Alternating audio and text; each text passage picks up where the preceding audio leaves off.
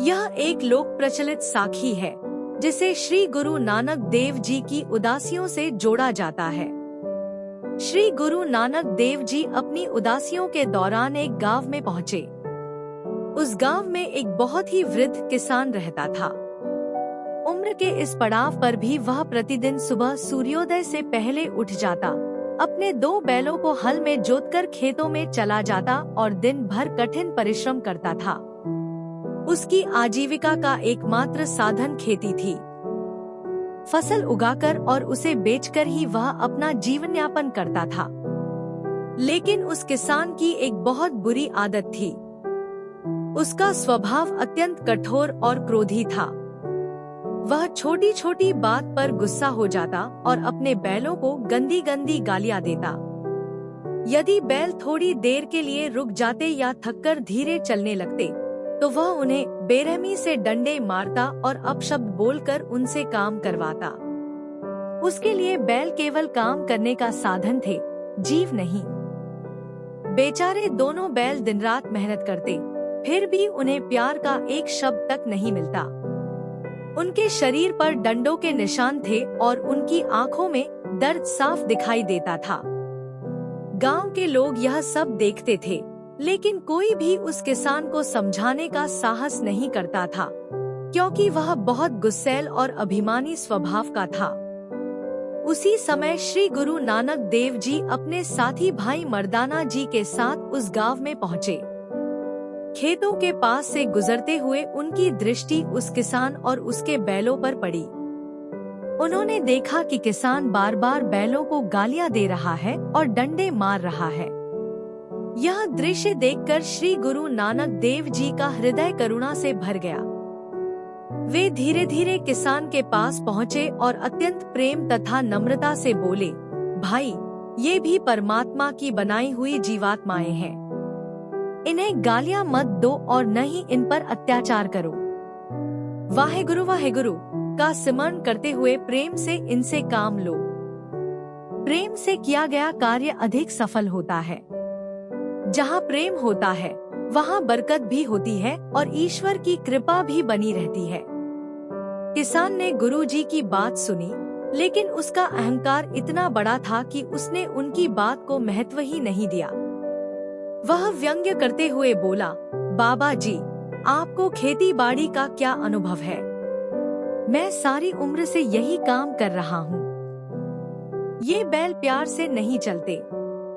जब तक इन्हें डांटा न जाए, मारा न जाए, तब तक ये एक कदम भी आगे नहीं बढ़ते। आप अपना भजन कीर्तन कीजिए और मुझे मेरा काम करने दीजिए। मुझे खेती करना सिखाने की आवश्यकता नहीं है। श्री गुरु नानक देव जी ने किसान की कठोर बातें बड़े धैर्य से सुनी। उन्होंने न तो क्रोध किया और न ही उससे बहस की। वे केवल मुस्कुराए और शांत स्वर में बोले, भाई, समय बहुत बड़ा शिक्षक होता है। एक दिन तुझे स्वयं समझ आ जाएगा कि प्रेम और करुणा की शक्ति क्या होती है। इतना कहकर गुरुजी वहां से आगे बढ़ गए, लेकिन किसान ने उनकी बात को अनसुना कर दिया। वह पहले की तरह ही अपने बैलों को मारता पीटता रहा, उन्हें गालियां देता रहा और कठोर व्यवहार करता रहा। समय बीतता गया, लेकिन उसके स्वभाव में कोई परिवर्तन नहीं आया। कुछ वर्षों बाद वह वृद्ध किसान गंभीर रूप से बीमार पड़ गया। गांव के वैद्य बुलाए गए, अनेक प्रकार की जड़ी बूटियां और उपचार किए गए, लेकिन उसकी बीमारी दिन प्रतिदिन बढ़ती ही गई। अंततः एक दिन उसकी मृत्यु हो गई। कहते हैं कि उस वृद्ध किसान की मृत्यु के बाद उसे अपने कर्मों के अनुसार बैल की योनि प्राप्त हुई। जब वह बैल बनकर इस संसार में आया तो संयोग ऐसा हुआ कि उसी के पुत्रों ने एक मेले से उसे खरीद लिया।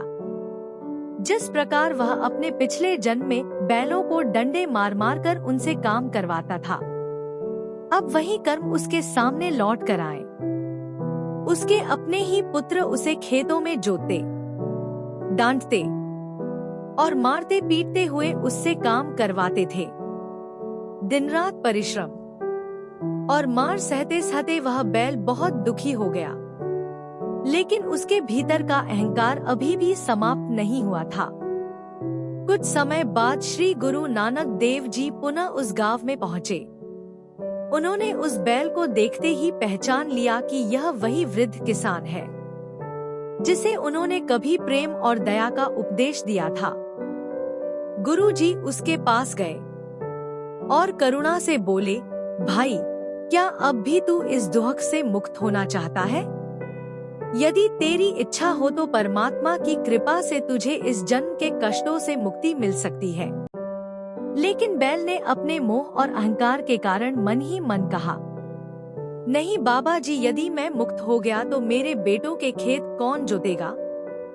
उनकी खेती का क्या होगा? मैं मुक्ति नहीं चाहता। गुरु नानक देव जी ने उसकी मनस्थिति को समझ लिया। वे मुस्कुराए और बिना कुछ कहे वहां से आगे बढ़ गए। समय बीतता गया। वह बैल जीवन भर अपने कर्मों का फल भोगता रहा। अंत में एक दिन अत्यधिक परिश्रम और पीड़ा सहते सहते उसकी मृत्यु हो गई। कहते हैं कि उसके बाद उसे कुत्ते की योनि प्राप्त हुई। संयोगवश वह उसी घर के बाहर पहुंच गया जहां उसके पुत्र रहते थे। उसके पुत्रों को वह कुत्ता बहुत अच्छा लगा, इसलिए वे उसे अपने घर ले आए। अब वह मन ही मन बहुत प्रसन्न हुआ। उसने सोचा, चलो बैल के रूप में नहीं तो कुत्ते के रूप में ही सही, मैं अपने परिवार के पास तो आ गया। अब मैं अपने बच्चों और घर की रक्षा करूंगा। वह दिन रात घर की चौकीदारी करने लगा। जब पूरा परिवार चैन से सोता तब वह सारी रात जागकर भौंकता और घर की रखवाली करता रहता। कुछ समय बाद श्री गुरु नानक देव जी तीसरी बार उस गांव में आए। उन्होंने उस कुत्ते को देखा और उसके पास जाकर प्रेम से कहा, भाई, अब तो बहुत कष्ट सह लिए, यदि चाहे तो अब तुझे इस जन्म से भी मुक्त कर दे। लेकिन कुत्ते ने फिर मोह में पड़कर कहा, नहीं बाबा जी, यदि मैं चला गया तो मेरे घर की रखवाली कौन करेगा? मेरे बेटे और पोते निश्चिंत होकर सोते हैं, मैं इन्हें छोड़कर नहीं जाना चाहता, मुझे मुक्ति नहीं चाहिए। श्री गुरु नानक देव जी ने फिर उसे कुछ नहीं कहा। वे शांत भाव से वहां से आगे बढ़ गए। समय के साथ एक दिन वह कुत्ता भी एक दुर्घटना का शिकार हो गया और उसकी मृत्यु हो गई। कहते हैं कि उसके बाद भी उसके मोह और आसक्ति समाप्त नहीं हुए, इसलिए उसे इस बार नाली के एक कीड़े की योनि मिली। वह उसी घर के बाहर की नाली में रहने लगा जहां कभी वह मनुष्य के रूप में रहता था। कुछ समय बाद श्री गुरु नानक देव जी चौथी बार उस गांव में आए। उन्होंने देखा कि नाली से एक छोटा सा कीड़ा धीरे धीरे उसी घर की ओर बढ़ रहा है। गुरुजी सब समझ गए कि यह वही जीव है जो बार बार अपने मोह और अहंकार के कारण मुक्ति को ठुकराता रहा। इस बार श्री गुरु नानक देव जी ने उससे कुछ नहीं पूछा। उन्होंने भाई मर्दाना जी से कहा, मर्दाना जी, इस कीड़े को सावधानी से उठाकर मेरे हाथ पर रख दो। भाई मर्दाना जी ने वैसा ही किया। गुरु नानक देव जी ने उस छोटे से जीव को अपनी हथेली पर रखा, उस पर कृपा दृष्टि की और परमात्मा का स्मरण करते हुए उसे जन्म मरण के बंधन से मुक्त कर दिया। सबसे पहली शिक्षा यह मिलती है कि जब श्री गुरु नानक देव जी की कृपा दृष्टि किसी जीव पर पड़ती है तो उसका जीवन बदल जाता है। इस कथा में यह संदेश दिया गया है कि गुरु की कृपा जीव को जन्म मरण के बंधन से मुक्त करने की सामर्थ्य रखती है। श्री गुरु नानक देव जी ने हमें सिखाया कि हमें अपने जीवन में प्रतिदिन प्रभु का सिमरण अवश्य करना चाहिए। जिस परमात्मा ने हमें यह अनमोल मानव जीवन दिया, सुंदर शरीर दिया, प्रकृति की अनुपम देन दी और जीवन जीने के लिए अन्न, जल तथा वायु प्रदान की, उस प्रभु का हर पल धन्यवाद करना चाहिए। गुरु जी ने यह भी सिखाया कि मनुष्य कभी भी धन, जाति, पद या परिवार के कारण बड़ा या छोटा नहीं होता। मनुष्य की वास्तविक पहचान उसके कर्मों से होती है। जो अच्छे कर्म करता है वही वास्तव में महान कहलाता है। श्री गुरु नानक देव जी ने वर्ण छको का संदेश दिया। इसका अर्थ केवल भोजन बांटना नहीं है, बल्कि अपनी सामर्थ्य के अनुसार जरूरतमंदों की सहायता करना है। यदि हमारे पास धन है तो धन से, ज्ञान है तो ज्ञान से, समय है तो समय से और प्रेम है तो प्रेम से दूसरों की सेवा करनी चाहिए। किसी की सहायता करते समय कभी यह नहीं देखना चाहिए कि वह अमीर है या गरीब, ऊंची जाति का है या नीची जाति का। सभी मनुष्यों को एक समान समझकर प्रेम और सम्मान देना चाहिए। गुरु जी ने हमें मीठा बोलने की भी शिक्षा दी। कठोर वचन किसी के हृदय को गहरी चोट पहुंचाते हैं, जबकि प्रेमपूर्ण शब्द टूटे हुए मन को भी जोड़ सकते हैं। इसलिए हमेशा मधुर वाणी बोलें और किसी का दिल न दुखाएं। यह शिक्षा केवल मनुष्यों के लिए ही नहीं, बल्कि सभी जीव जंतुओं के लिए भी है। पशु पक्षी भी परमात्मा की ही रचना है। यदि हमारे घर में कोई पशु या पालतू जीव है, तो उसके साथ परिवार के सदस्य जैसा व्यवहार करें। उसे कभी मारे पीटे नहीं, बल्कि प्रेम, दया और करुणा से उसकी देखभाल करें। हमें प्रकृति की रक्षा भी करनी चाहिए। पेड़ पौधों, जल, भूमि और पर्यावरण का सम्मान करें। किसी भी प्रकार का नशा, हिंसा या बुराई मनुष्य को ईश्वर से दूर ले जाती है। इसलिए सदैव सत्य, ईमानदारी और सेवा के मार्ग पर चलना चाहिए। जो मनुष्य प्रभु का नाम लेकर अपना प्रत्येक कार्य करता है, उसका मन शांत रहता है और उसके कार्यों में बरकत आती है।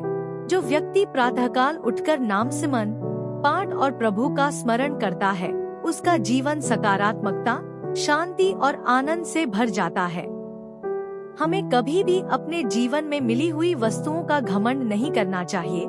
इसके स्थान पर हर परिस्थिति में परमात्मा का धन्यवाद करना चाहिए, क्योंकि संसार में बहुत से लोग ऐसे हैं जिन्हें वह भी प्राप्त नहीं है जो हमें सहज रूप से मिल गया है। 2 समय की रोटी भी प्रभु की कृपा है, इसलिए उसे कृतज्ञता के साथ ग्रहण करना चाहिए। यदि कोई जरूरतमंद हमारी सहायता मांगे, तो अपनी क्षमता के अनुसार उसकी मदद अवश्य करें। किसी मनुष्य, किसी पशु और किसी भी जीव को कष्ट न दें। प्रेम, दया, सेवा और नम्रता ही सच्चे धर्म का आधार है। आइए हम सभी श्री गुरु नानक देव जी की इन शिक्षाओं को अपने जीवन में अपनाएं। प्रभु का नाम जपें, सबके साथ प्रेम से रहें, सेवा करें और मानवता के मार्ग पर चलें। वाहेगुरु जी का खालसा, वाहेगुरु जी की फतेह।